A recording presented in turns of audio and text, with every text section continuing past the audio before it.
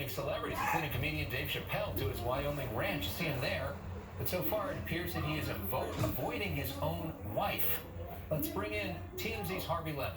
Well, he's known Kanye for years, talked with him in the midst of some of his episodes. Harvey, what are you hearing, and what did you make of Kim's message today? Well, I mean, she's speaking the truth. She's just speaking the truth about mental illness, and she knows a lot about it because she's been living with it. And don't think that she's only been living with it since Sunday, when Kanye had his campaign appearance. This has been going on for a while, and she's been dealing with this for years, and she knows, and it is serious. And the problem is that as much as she desperately wants to help her husband, he's not receiving it well. And unless he wants help, because, you know, he has said he doesn't like taking his meds because it interferes with his creativity. So unless he is receptive to that, there is not a whole lot Kim or the rest of her family can do. Which is the reason we have homelessness on our streets. You can't help people with brain diseases. We are forbidden from helping them and usually it is their brain disease that causes something called anosognosia. Anosognosia is sort of commonly caused denial, but it's a more biological kind of denial where they can't see, they lose their insight into what's happening to them, and people die because of it. These are serious illnesses. Harvey, you may not be aware, but a bipolar patient is actually more likely to kill themselves in a manic phase than a depressed phase. Yeah, no, and look, I mean, they're all worried. It is a really serious situation. I mean, the things that he said at the campaign rally about Kim and her pregnancy, and what he talked about divorce, and now, you know, last night he went on this rant essentially accusing her of cheating with Meek Mill at the Waldorf Astoria when they were talking, as he put it in quotes, prison reform. Well, the reality is we know she was there with Meek Mill talking about prison reform in the restaurant with somebody else. So he's just, and he said he's been talking to her about divorce since then. So things are not good. You know, she is trying to protect her kids, recognizing that he's the father of the kids, trying to help him. It's really tough. And Meek Mill denied that allegation of anything improper today. You guys have an article up on TMZ about that right now. And paranoia is a feature sometimes of these manic episodes. So I guess what can Kim do? Are they going to try to go to Wyoming? Is there anything that they can do to actually interfere in this, or is it sort of Kanye's out on his own? Well, look, there is an involuntary commitment process that you could go through. Harvey, I got to interrupt you. It's woefully inadequate. They would never admit him. You didn't let me finish my sentence. I apologize. I was going to say exactly what is this, Harbaugh and Chris Matthews stuff? This is a topic. He's canceled. He's off the air. He's totally right. I mean, it is next to impossible to get somebody involuntarily committed. And to get a conservatorship, that's what they got with Britney Spears. Right. But it was that extreme with her. It is very rare to get something like that. And you can 5150 somebody, which is a temporary involuntary hold where somebody poses a danger to themselves or others. That is an easier thing to do, but it doesn't really do the trick, because 3 days ain't going to solve the problem. So ultimately, this really does have to do with Kanye wanting to receive the help.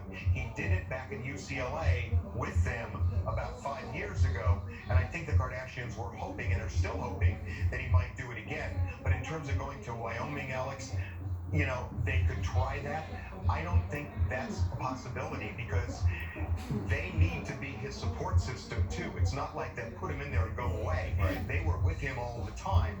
I don't think they can do that in Wyoming. I think they have to do this in California. And in terms of the conspiracy theorists, because there are some that say Kanye's got a new album coming out. Yeah. This is all some part of an elaborate production in order to promote that album. You say, not so much. I promise you that's not true. Yeah.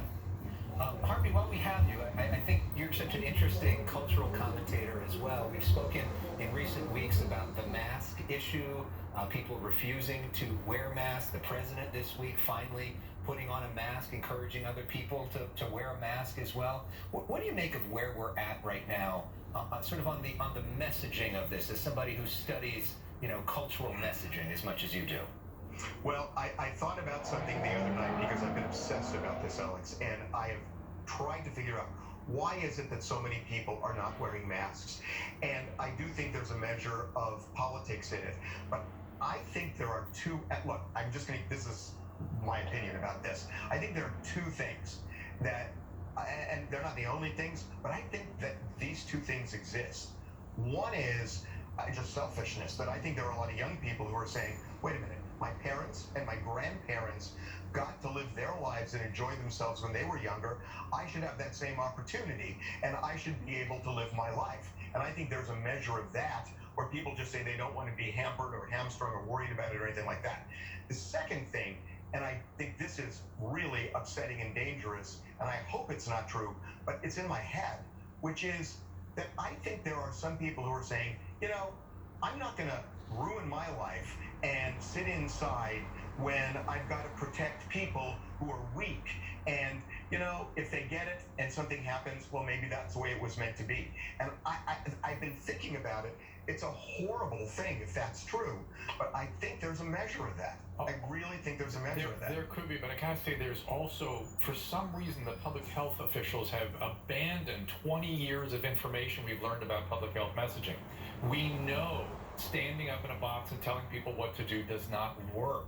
We tried that during HIV and AIDS. We tried it during the government overstated the cannabis risk. It does not work. You need narratives, you need humor, you need relatable sources.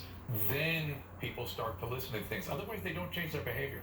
Right. Yeah, and listen, with all the mixed messaging that's been going on so far, and now that it's become political, and with all of the anger and violence even over these masks, killings over these masks, I don't know how to reverse that course at this point. I really don't. I wish I could sit here and think, God, I'm so hopeful.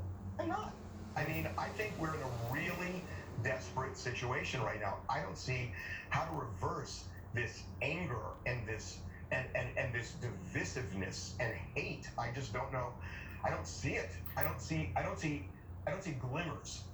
Well, on that note, Harvey Levin. I'm sorry. I mean, I'm just being honest. I mean, you asked me to be honest about it. I mean, we love that you keep it real.